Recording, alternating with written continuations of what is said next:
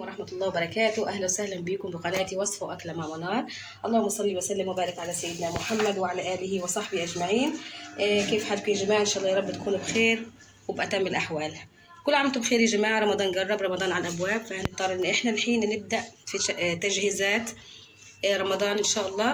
نعمل مع بعض اليوم البرتقال بالجزر أو عصير البرتقال بالجزر. كيف نفرزه، كيف نحطه في الثلاجة، وإن شاء الله رح نشرب أحسن مشروب في شهر رمضان. طبعا إحنا يا جماعة متعودين معاكم إن إحنا كل سنة بنعمل مشروبات عديدة. بنعمل مع بعض الجزر، بنعمل مع بعض الخروب، بنعمل مع بعض الليمون. فهنبداها إن شاء الله هينا إحنا بإيش؟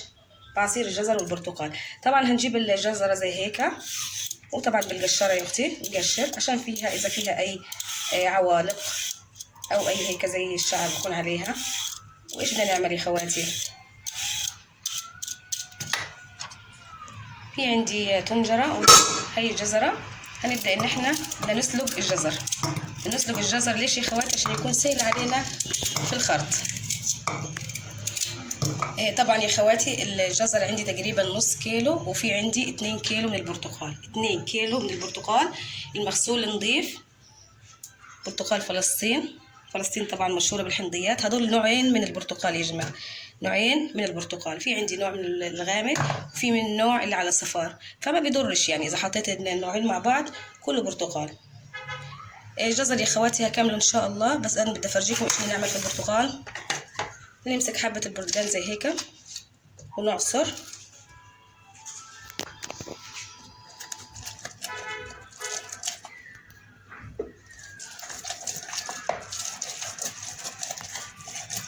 نعصر عصير عادي هيك، المعصرة العادية اليدوية زي ما انت شايفة، عشان نطلع منه البذور، لأنه البذر يا خواتي لما نيجي ناخد الخلاط بيكون مر.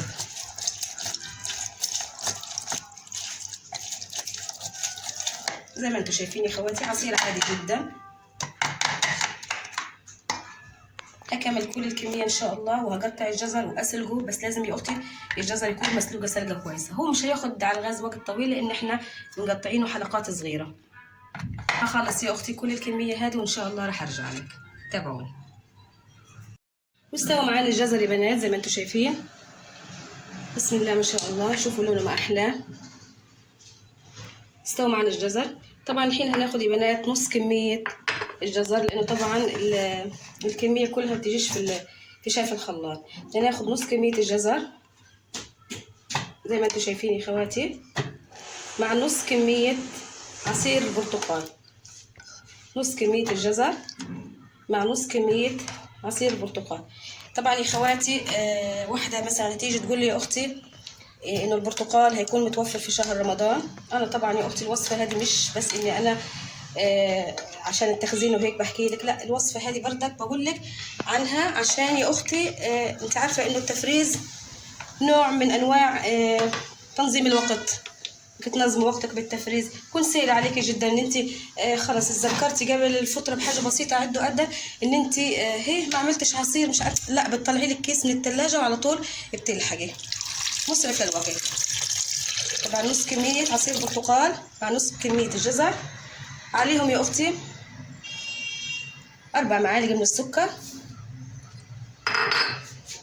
طبعا انت اذا الشاف تبعك اكبر من هيك، شاف الخلاط، بتحطيهم كلهم مره واحده. وهنحط ميه هيك بالعين يعني ما لهاش مقدار بس. وهنخلط في الخلاط وان شاء الله رح نرجع له. جاهز يا جماعه زي ما انتم شايفين، بسم الله ما شاء الله. اللون بيجنن، حلو كتير اللون. اذا انت حابه للتفريز بنحط في اكياس زي هيك وبنقفل عليه كويس. لازم هيك تقفلي عليه كويس. هذا للتفريز ان شاء الله للايام المقبله او لشهر رمضان المبارك. وهذا للشرب اذا حابين ان انتم تشربوا الحين. طبعا هذه مش كل الكميه، بس انا حبيت افرجيكم يا جماعه الشكل واللون والقوام كمان. بسم الله ما شاء الله، قوامه تقيل هيك وحلو كتير. شايفين كيف قوام ما احلاه، والسكر تبعه مظبوط. اذا حابه ان انت تحطي سكر بزياده او تقللي السكر حسب رغبتك. طبعا ما بقدرش اجبرك على حاجه ولا اقيدك بمقادير هي خاصه فيا. طبعا يا جماعه وطبعا يا جماعة إذا عجبتكم الوصفة تنسونيش بالدعم والاشتراك بالقناة، تشير الفيديو لكل أصدقائكم، ومشاركة فيديوهاتي على الفيسبوك وصفة وأكلة مع منار، وكمان على اليوتيوب وصفة وأكلة مع منار. والسلام عليكم ورحمة الله وبركاته، وحطي اللايك.